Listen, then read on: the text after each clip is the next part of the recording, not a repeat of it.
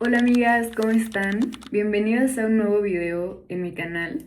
Hoy quiero contarles acerca de mi experiencia al entrar a la maestría durante todo el proceso, pero más que enfocarme en hacer como una especie de tutorial, porque tengo otros dos videos que pueden revisar si les interesa un poco tanto cómo hacer su currículum como si vale la pena o no estudiar una maestría en 2025 o 2026, es decir, en estos momentos.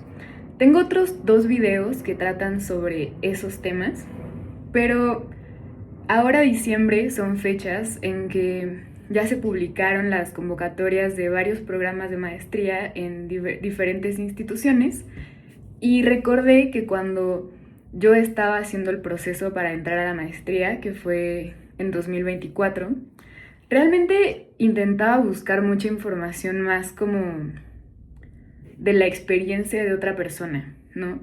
Muchas veces la forma en la que podemos resolver esto es como preguntarle a algún amigo que sabemos que ya hizo todo el proceso para entrar a la maestría, que fue un poco lo que yo hice, pero me hubiera gustado mucho encontrar como algún video que contara de forma más bien como, sí, como su experiencia en todo el proceso, desde que ve las convocatorias en internet hasta que entra a la maestría, ¿no? Por eso en este video me esforcé en recordar y buscar fotos incluso de todo el proceso que yo estuve haciendo desde más o menos enero de 2024 hasta agosto, que yo empecé a tomar clases en la institución en la que entré. Y me esforcé un poco por reconstruir toda la experiencia para poder hacer este video como platicando con ustedes de cómo fue todo mi proceso, porque creo que a veces hay pequeñas dudas que surgen mientras estás haciendo como todos estos trámites administrativos y que a veces son tan pequeños y son detalles que aparentemente son como tan insignificantes que algunos videos que se esfuerzan en ser como tutoriales o algo por el estilo los pasan de largo y a veces si alguien te cuenta su experiencia es como mucho más fácil tener una idea de qué hacer o qué no hacer o qué esperar, ¿no? Porque también es cierto que son procesos en los que hay como bastante incertidumbre y entonces quiero compartirte también como los periodos de tiempo en que, por ejemplo, yo mandé mis documentos por primera vez y luego pasé a la segunda fase, que era como un examen en línea, y luego en cuánto tiempo pasé a la siguiente fase, que era una entrevista, y ese tipo de cosas, ¿no?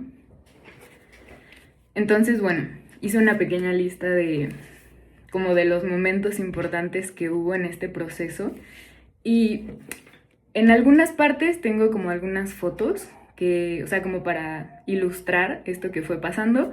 Entonces, cuando tenga una foto se las voy a poner por aquí. Este va a ser como el formato de este video. Les digo que si quieren otros más como tutoriales y en general, pueden ir a buscar otros videos que tengo en mi canal que les voy a dejar por aquí. Pero bueno, en este les voy a contar mi experiencia y, y sí, como con lujo de detalles, ¿no? Yo vi las convocatorias que habían salido en diciembre de 2023, ¿no?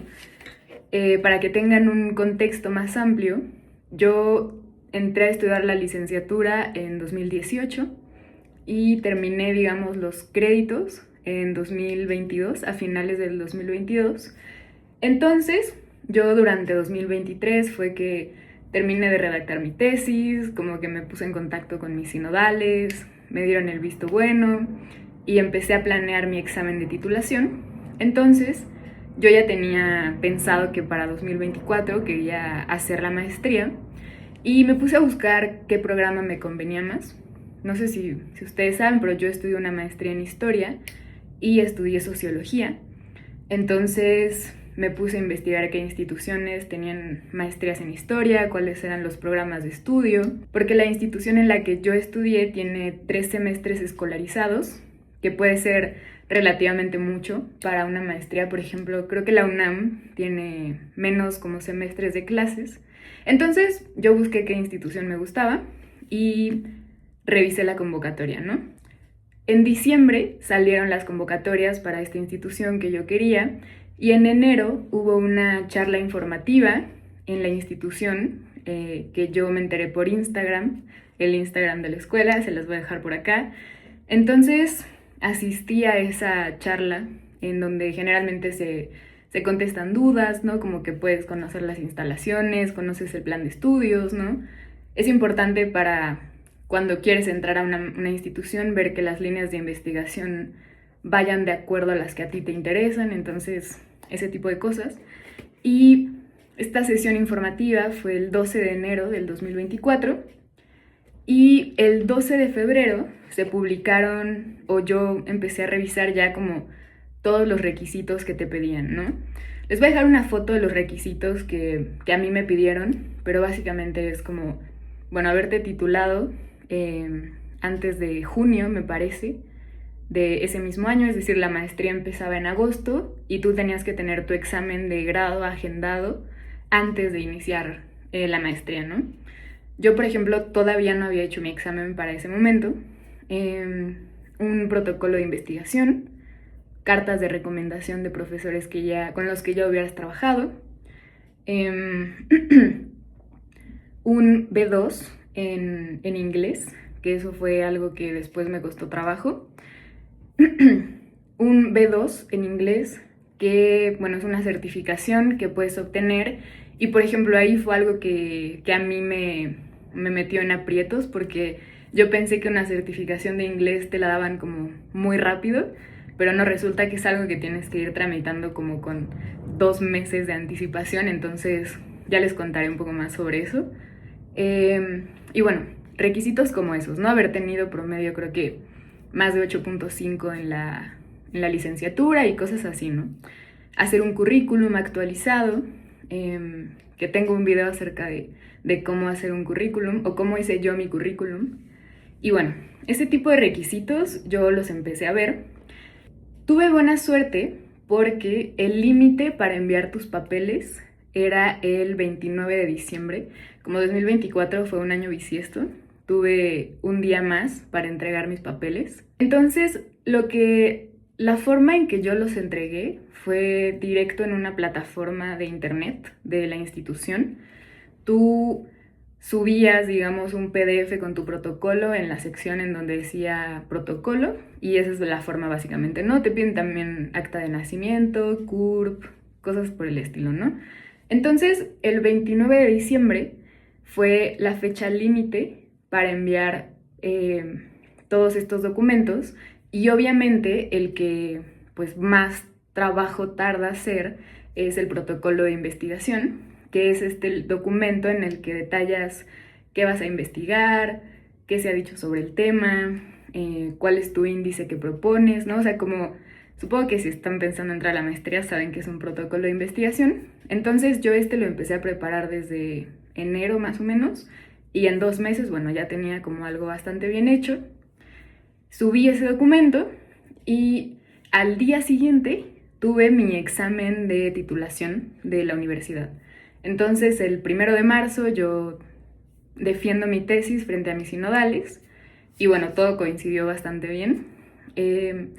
Una cosa que al menos a mí me tocó es que había ciertas prórrogas para enviar algunos documentos. Por ejemplo, el certificado de inglés y la constancia de que ya hiciste tu examen de licenciatura, tu examen de grado.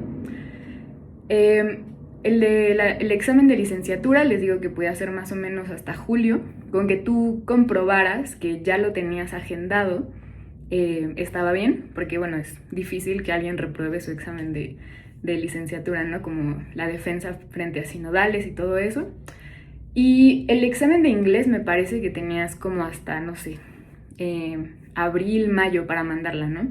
Yo no lo sabía y entonces quise conseguir mi certificación con unas 3 semanas de anticipación y me di cuenta de que la mayoría de las instituciones tardan, no sé, 3 semanas en darte tus resultados, ¿no? Entonces, lo que yo hice, lo que tuve que hacer por no preparar con anticipación estos documentos, fue pagar una certificación más cara para recibir los resultados más rápido. Yo como estudiante de la UNAM podía, por ejemplo, haber tramitado esta certificación en la ENALT, que es como este centro de idiomas de la UNAM, o incluso, bueno, agendarla con un mes y medio de anticipación y pagar un costo menor, pero como yo no sabía que había prórroga para entregar este documento y no sabía que se tardaban tanto en darte tus resultados, tuve que pagar, yo creo que en ese momento, como 6,000 pesos para poder hacer el examen lo más pronto posible y que me entregaran los resultados lo más pronto posible. Entonces, si yo pudiera darles un consejo, sería que empiecen a hacer con tiempo lo de la certificación, porque de pronto puede tardar más de lo que esperan. Yo pensé que como era algo así como que haces un examen en una computadora, podían calificarte relativamente rápido, pero bueno, me enteré que no. Entonces, yo hice mi certificación, creo que fue como una institución de inglés británico, más que de inglés de Estados Unidos. Si me acuerdo el nombre de la institución, se las voy a dejar por acá. Pero bueno, yo tuve que ir físicamente a hacer mi certificación. Y bueno, yo creo que tengo un buen nivel de inglés. Al final en esa certificación saqué C1, pero es cierto que unos meses antes me había metido a clases de inglés para, bueno, asegurar que no me iba a quedar fuera por eso. Entonces, una vez que tú entregas estos documentos y los mandas, ellos revisan y es como un primer filtro para descalificarte, ¿no? Hay gente que no manda los documentos completos o el protocolo no cumple los requisitos. Entonces, yo te recomiendo que pongas mucho cuidado en esta fase porque es de las más sencillas relativamente, pero también es cierto que por un error, digamos, inocente o un poco tonto, puedes quedarte fuera y ya no llegar a hacer ni el examen ni la entrevista. Entonces, yo te sugiero que anotes bien las fechas límite, las características de estos documentos. Casi siempre en todas las instituciones puedes estar como mandando correo o hablando directamente por si tienes duda de alguna de estas como especificaciones de los documentos, puedas preguntar y asegurarte de que los mandes en forma. A mí personalmente como que todos estos procesos burocráticos siempre me cuestan muchísimo trabajo y creo que para mí son el filtro más difícil para tanto para entrar a la universidad como para salir, como para entrar a la maestría y bueno, ahora un poco para salir de la maestría, pero bueno, esa sería como mi recomendación más importante en este momento, que revises bien las fechas y las características de los documentos. Poco tiempo después de que yo mandé estos documentos que pedían, el 16 de marzo publicaron en la página de esta institución la lista de los aspirantes que habíamos pasado a la siguiente fase, que fue un examen en línea, ¿no? Supongo que cada institución lo hace diferente, pero bueno, en donde yo estudio lo publicaron en Facebook, ¿no? Entonces te puedes enterar relativamente rápido. Y ahí, bueno, aparece una lista de nombres, tú buscas tu nombre y bueno, ya después con el correo con el que mandaste tus documentos, te mandan la plataforma en la que va a ser el examen, te mandan, en mi caso, como fue una estudio historia, me mandaron tres artículos,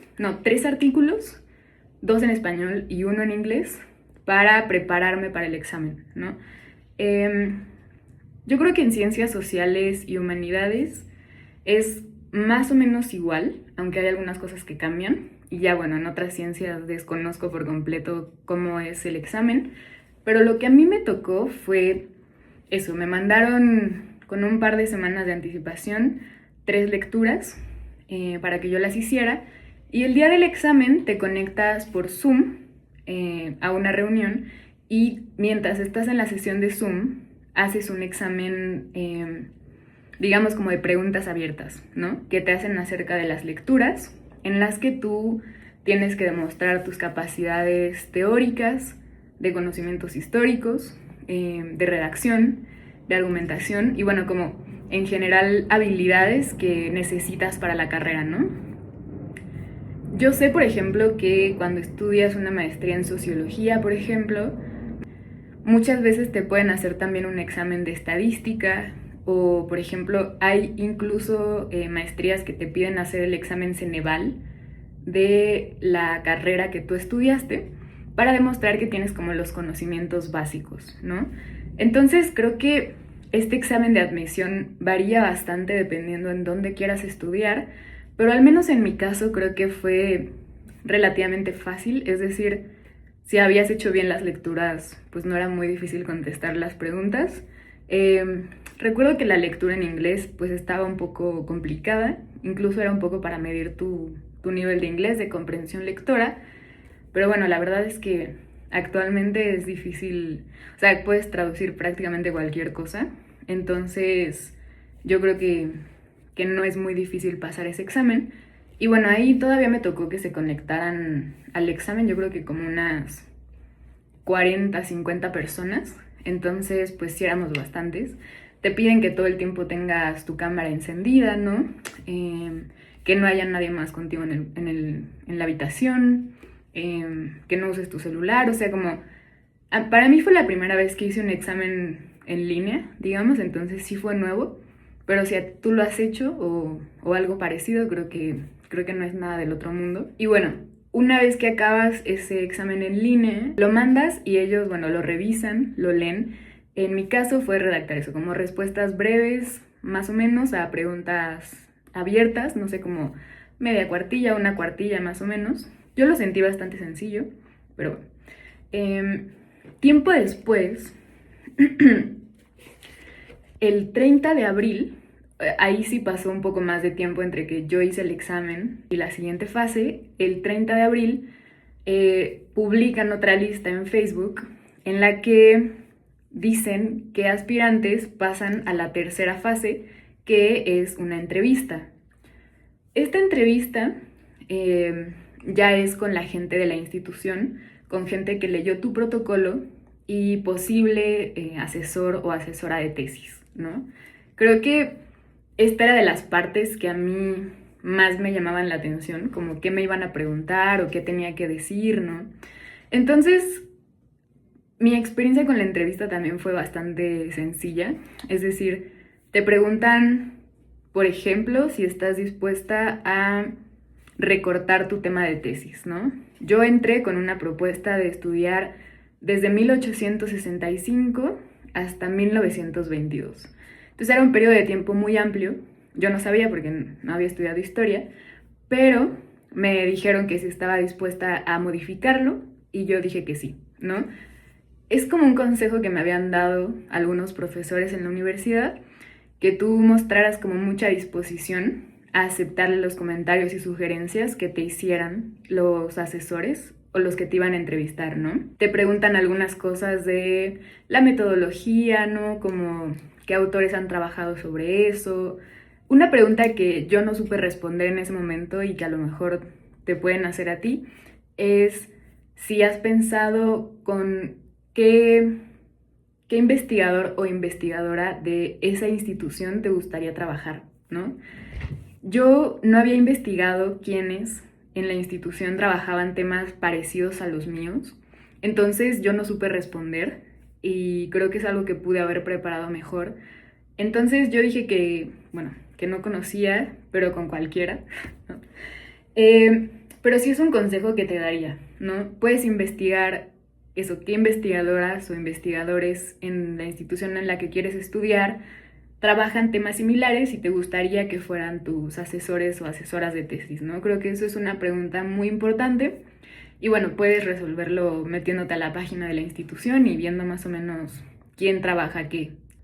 Entonces, te preguntan cosas como si crees que serías capaz de mantener el ritmo porque es una maestría de tiempo completo, ¿no? Es como de alto rendimiento, digamos, ¿no? Entonces te dicen que si te consideras capaz. Por ejemplo, a mí me preguntaron que si estaba dispuesta, digamos, a ponerme al corriente con mis compañeros porque pues ellos sí eran historiadores desde la licenciatura y yo no. Entonces yo dije que sí, que yo sentía que el hecho de que yo no fuera historiadora de licenciatura, sentía que podía ser una ventaja más que una desventaja. Entonces es como argumentar y decir que tienes muchas ganas, tienes mucha disponibilidad de tiempo y estás dispuesta a aceptar comentarios o sugerencias de quienes van a dirigir tus trabajos, ¿no? Entonces, esos tres ejes son los que yo te recomendaría que intentaras seguir durante esta entrevista y sobre todo eso, como mostrar buena disposición para aceptar, por ejemplo, críticas a tu protocolo o cosas por el estilo, ¿no? Como que son cosas que van midiendo.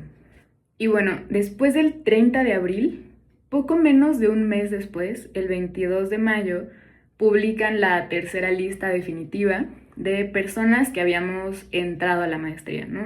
Ahí ya es como que tienes tu lugar asegurado. O en un caso como el mío, por ejemplo, como yo al momento de mandar mis papeles, que fue el 29 de diciembre, todavía no había hecho mi examen de licenciatura, digamos que mi entrada a la maestría estaba condicionada por que yo presentara a tiempo pues mi título de licenciatura, ¿no? Entonces les voy a dejar una foto, pero la lista aparece mi nombre con un asterisco. Y por ejemplo, esto era también para la gente que no había entregado el certificado de inglés. También tenía como también su entrada a la maestría estaba condicionada a que entregaran esos documentos a tiempo, ¿no?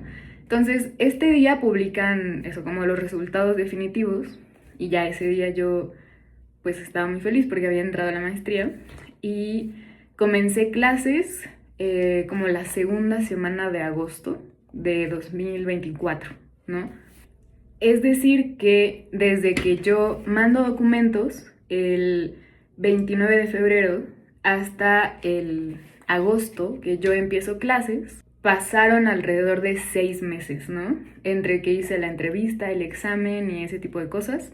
Entonces, pues sí es un periodo de tiempo complicado porque estás mucho a la expectativa de esperar que ya publiquen los resultados de cada fase, pero también creo que ese tipo de espera, bueno, debes aprender a tomarlo con calma y ese tipo de cosas. Al final creo que vale mucho la pena. Y bueno, algo importante que creo que muchas personas también pueden tener la duda es cuándo tramitas la beca, ¿no? El apoyo económico que es de CONACYT o ahora CECITI. Y esto yo lo hice ya que había entrado a la maestría. Es decir, yo primero entro y soy aceptada a la institución en la que estudio historia y después de que me aceptan en esa institución, empiezo a hacer los trámites de la beca, ¿no? No tienes que tramitarlo al mismo tiempo ni antes. Y en algunas instituciones incluso te ayudan a hacerlo. A mí la institución en la que estudio más o menos que se encargó de todos los papeleos y eso. Entonces fue bastante fácil para mí, pero sé que hay otras instituciones, creo que la UNAM pues no te ayuda tanto en ese sentido. Y bueno, ahí más bien tú tienes que subir documentos y llenar papeles en otras plataformas, que bueno, ya si quieren en otro video puedo contarles un poco cómo es ese proceso, pero antes de pensar en pedir esa beca de CONACYT o CECITI, tienen que entrar a un programa de maestría, ¿no? Creo que es como el paso más importante y bueno, también hay como generalmente muchas dudas en eso.